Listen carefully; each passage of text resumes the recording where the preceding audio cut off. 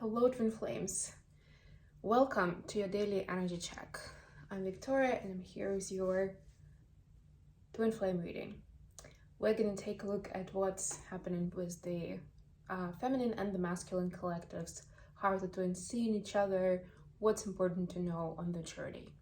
So let's get started right away. This is probably going to be a quick check-in for today, but I'm going to remind you that I'm going to be posting 2024 predictions for twin flames for each zodiac sign separate. This will be a series of readings over the next few days, so I invite you to follow the channel, to subscribe of course, and to check out messages for your sign. It will be for sun, moon, and ascendant, and of course you can check yours, you can check your divine counterpart as a cross watcher. And it's, in my opinion, it's useful to see messages for each of those positions. And then a lot of times, because it's a collective reading, may not fully resonate with you, so will be part of the reading, will be certain message that you will relate to, that you'll know is yours, right? And then you'll get something from each of those readings for each of your placements, and you'll be able to get a more well-rounded picture. Okay, so for the Oracle deck today, I decided to use the Keepers of the Light. So let's get a message from the Ascended Masters for Divine Feminines watching. All right, take it easy. I will also switch back to my usual setup with the backdrop. So yes, enjoy while you can. I might do another reading with the tree for New Year's. We'll see, I haven't decided yet. But it's definitely a lot easier for me to make my way around my place when my setup and everything is in the special area where I have the backdrop. So that's going back. You have a message from Master Buddha about an increased awareness. This says deep connection, trust your inner voice, right? So right now, it may be a little counterintuitive to what you've decided for yourself, to what other people have advised you about the situation. But it's very important to listen to your inner voice.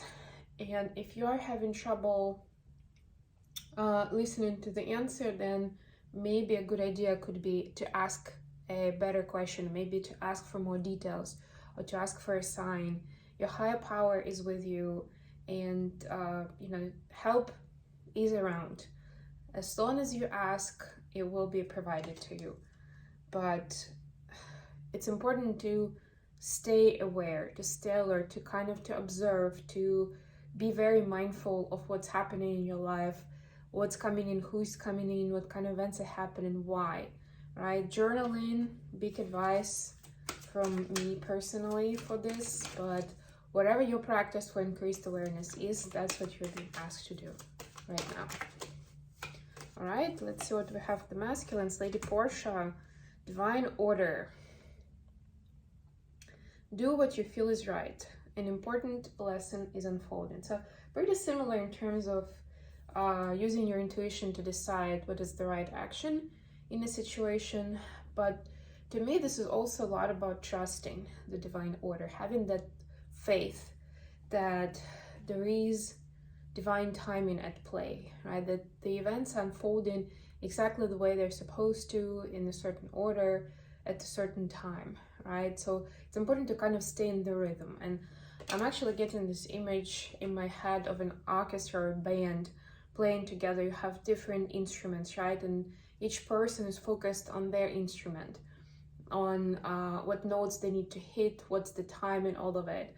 But above that, the most important part for them to sound well as a group, as a band, is for them to co-create this music harmoniously, right? So even if they change something along the way in their own piece, it's fine as long as it's following the general rhythm, so that together it still sounds good. Or maybe it just sounds ecstatic, right?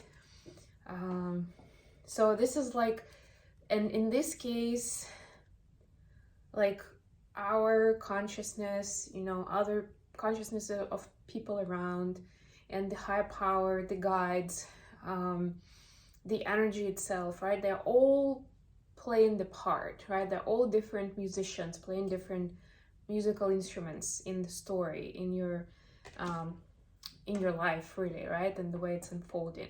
So it's important to kind of follow to stay in alignment with the divine order, to recognize it, right? And whatever you do, kind of like keep intuitively checking yourself, whether it's in alignment or not, with that bigger picture, with the divine plan. Okay, let's get into tarot. I've got the Thelema deck with me today. Let's see what we have for the twins.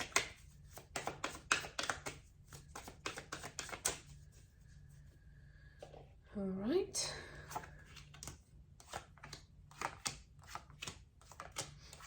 I did upload my dance show to Instagram, by the way, as a reel. So if you're following me, it's there.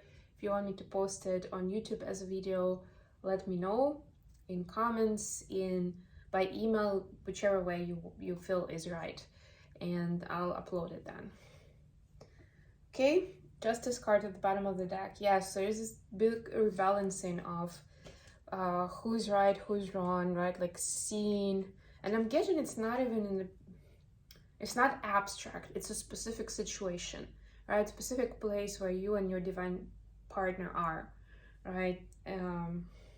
Just like seeing the situation from both sides, right? Understanding how and why it played out that way for each of the two people, right? And not necessarily excusing their own behavior, right? Not necessarily just pretending like it never happened. It shouldn't be the case anyway, right? But acknowledging, like showing compassion, showing kindness, and showing forgiveness, right? And that's this energy of the full moon that we're still experiencing. Only then can we transmute it, can we release and keep the lesson. Release the pain and suffering and negative emotions and keep the wisdom. Very important. Okay. Speaking of which, 7 of Wands came out, but I am gonna take it. I'll take it. Bottom of the deck here, 5 of Pentacles. Yes, this is not like plain victim mentality scenario where it's like, oh my god, they should have known better. It's like, well, they're so smart, like how could they have done something as stupid as that? No, this is like seeing it objectively. Also, almost like you can do like a role play where you are actually imagining yourself in a different role from the two people, right? You can make it up, or maybe you know someone, like who can you impersonate in that conversation, right? But stay objective to what each of the people is actually going through and the way they see the situation. That will help you get a more objective perspective. Feminines, wow. 5 of Swords clarified by 7 of Wands. Yeah, so you've been quite defensive about something you're protecting in your life, right? And there is this recognition, or it is coming into your reality, where you've been protecting either because of respect to certain people involved, or out of tradition, or out of a relationship with figures of authority that have made this important in your life, right? Now there is realization, what else can you, this is the part that you can release, because it's not really yours. You didn't come up with it, you didn't want it, you don't really agree with it, right? So why keep defending it so intensely and spending so much energy on it, right? And that's why actually you're spending so much energy on it. Masculines, wow. Ace of Cups clarified by 8 of Swords, but the 8 of Swords is the after tarot card where the masculine is rescuing or is freeing the feminine, right? And the answer is love, unconditional love. So the masculine is coming to a realization of the importance of unconditional love in the relationship, right? Before that, there was a big strong, like this block or this rock or this texture, this dense texture in their space where they didn't believe that it was either real or that it was useful to express that to their counterpart, to the feminine, right? Because it just, I'm hearing the feminine would step all over me, something like that, or whatever they've done it before, it didn't end well. And it could have been not necessarily was like in a romantic relationship, it could be something else, right? But that trauma, it kept them kind of in that rock. I'm sensing, like I'm seeing this picture where the masculines can't even move really, because their body, like their core, is inside that dense texture. I don't know what it is exactly, but something that, you know, maybe is like a foam and then it hardens, and then you just can't really do anything with it. So they're breaking that right now. To free themselves up first and foremost, and then to be able to express that unconditional love to the feminine, so the feminine can be free, right? So the feminine believes again and trusts them, trust that they do have that unconditional love for them. Additional question. Strengths clarified by High Priestess, both major arcana. So we're just talking about divine timing, and we saw that vibe for both twins, that there should be recognition and respect and due diligence given to the divine order of things playing out right now. And to me, this is like the courage to see the divine in yourself, but also be connected to the higher power, you know, to the divine, to the spirit, to the source, right? So it's this relationship of like valuing individual opinion, individual viewpoint, but also recognizing, respecting, and following the divine plan, which may not necessarily coincide with that individual viewpoint. How does it play out for the feminines? Queen of Wands clarified by the Devil. Yeah, so this is not falling into the trap of a like traditional relationship pattern, whatever it may be, right? The good, the bad, what are the stereotypes? What are the distributions of like rights and responsibilities among the partners, right? This is recognizing how much of richness and wisdom and passion and connection, like this electric connection that there exists. And it's almost like the story of each of the twin couples is unique.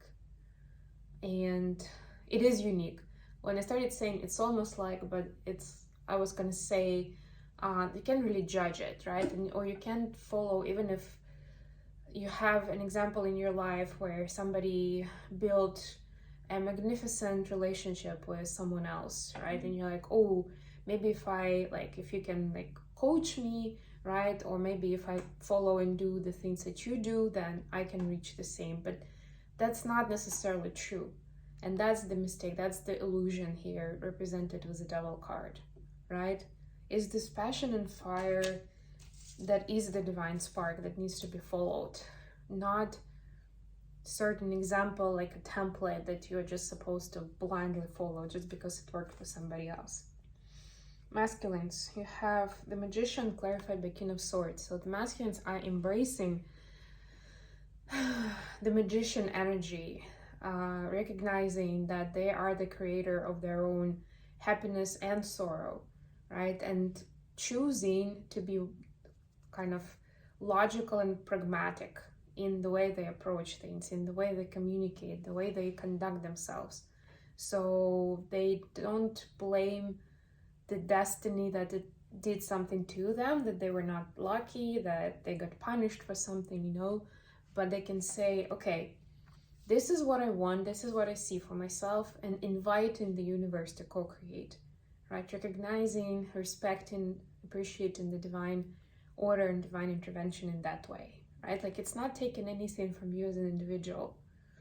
It's, if anything, this is like that extra care and support and nurture, because there are a lot of things that are so global and such a deep imprinting in us at this point that it's very hard for a specific individual to kind of transmute it all and work through it all by themselves.